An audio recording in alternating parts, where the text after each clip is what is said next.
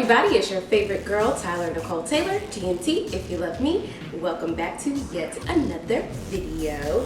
Thank you for coming back, for all the people who keep coming back. And if you're new, go ahead and hit that subscribe button, you know what to do. And if you like this video at the end, go ahead and like it. And you know what, if you have something to add to the conversation, as always, drop some comments. Let's keep the convo going. So I'm gonna just jump right in today.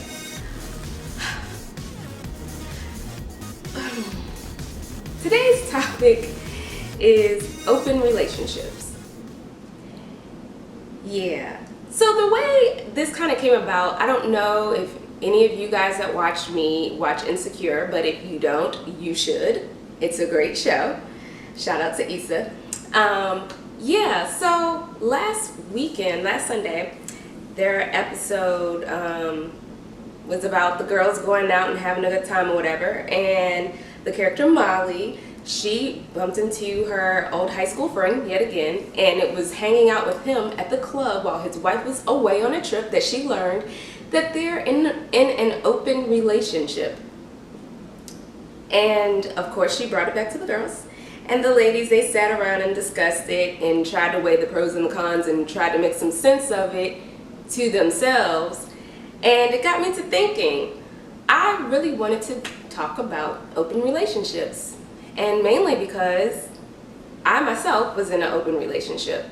So of course I wanted to conduct a little experiment. So I asked all my friends, I sent them a text and asked them basically what their opinions were on open relationships. And the specific question that I asked them was, why do they think people are in open relationships? Now, the point of that was really just to kind of get a filler to see if what I thought the general idea of what people think open relationships are was correct. And basically, yeah, I found out that I was correct. Majority of my friends, men and ladies included, said that in their opinion, people that are in open relationships sometimes are because they're in these relationships because they're greedy, because they are afraid to commit, because they have a fear of what other people think. So their relationship that they're actually in, whether it be a marriage or something else, they're just basically putting on a front, but they're behind closed doors. Their relationship is open, so that way they can be comfortable dealing with other people, but they're putting on a front as a unit to everybody else in the world. And while they're not wrong per se, because those are some of the reasons why some people are in open relationships, true indeed, especially, you know, the front, you know, just faking for family or for job purposes or whatever, you know, yeah, sometimes that is actually true.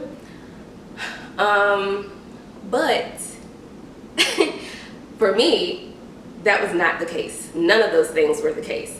No, I didn't have a fear of commitment. No, I wasn't feeling greedy, meaning like I wanted him and wanted to date other people too, so that's why we were in this open relationship. No, that wasn't the case. And no, I'm not an ain't shit person. So yeah, some of those views are kind of hurtful if you think about it, because they're judgmental. And basically, at the end of the day, what it is people don't understand what drives someone to that. And I really don't understand why so much taboo placed around what someone else does in their relationship, especially if it's something that you're not necessarily engaging in. So whatever, but let's get down to the get down. So yeah, here it is. I was in an open relationship. It happened way back in the day, I want to say. No, it really wasn't like super long ago. It was like late 20s. At the time, I was dating this fellow who lived in another state. So we already had a long distance thing going on there. And we had been kind of dating off and on already anyway for a couple of years. But when we finally decided, okay, let's really do this thing, I really wanted to make sure that he understood that there was no reason to lie to me about certain things. And in this particular relationship, I'm the one that initiated the openness of the relationship. So I decided I wanted to remove the need to lie.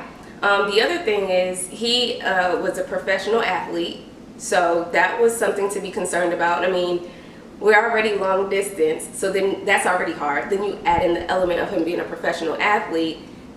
That's already hard because he's kind of high profile, and then you have ladies that's constantly throwing themselves at him for whatever reasons they come up with in their mind to do it, and he was young, we both were young, we were in our 20s, unmarried, single guy, I'm a single lady, to some degree there's certain things that he would have the opportunity to experience that most men don't, and I did not want to stop him from experiencing certain things, because should we go the distance, I didn't want him to be like, dang, I never got a chance to do that, so I'm gonna do it now. I didn't want to do that. So anyway, I didn't want him to feel like I was kind of stifling his experience, mainly, like I said, we weren't married, we weren't even engaged, so there was really no need for me to feel like to try to lock this person down in that way. So to me, that was taking the need to lie out of the equation. So of course, I set some ground rules. The ground rules were, don't bring me back no STDs and don't bring me back no babies. All of those things are immediate grounds for dismissal. We're done. I'm over this whole thing. That's what would have happened. And he didn't. He didn't do any of those things, and he honestly kept our relationship very protected. And I appreciated that. Now, our eventual demise had nothing to do with him cheating or anything like that. It never had anything to do with any other girl. The reason we broke up was just because really, at the end of the day, my goals and how fast I wanted to get to them differed from his. So there's that. But I think my initial thought process behind it is, what is the biggest problem with cheating? What is the thing that everybody say they have the most problem with when it comes to cheating? And the lying part of it, of course, besides the sex part, but the lying part of the cheating is what really bothers people a lot. So if I remove this need to lie and act like you're trying to tell me you not messing with somebody else when, come on, I felt like that made our relationship stronger in a lot of aspects, and it did. We had a very good understanding when it came to that, and there was if I'm not asking you about it or questioning you about it, please don't volunteer. I'm good, okay? And so yeah, he was dealing with other people, and I saw other people. I didn't deal with other people on an intimate level just because it's not my thing, but I definitely went out on dates. I definitely entertained conversation, and I didn't feel like I was wrong for doing it. And I didn't want him to feel wrong for doing it either. So anyway, long story short, that's pretty much the dynamic of what our relationship was and the thought process behind it, because it really had nothing to do with fear of commitment, because I wasn't afraid to commit, but it was long distance. And like I said, he's a professional athlete, and we were young. Come on, I just already knew what it was gonna be.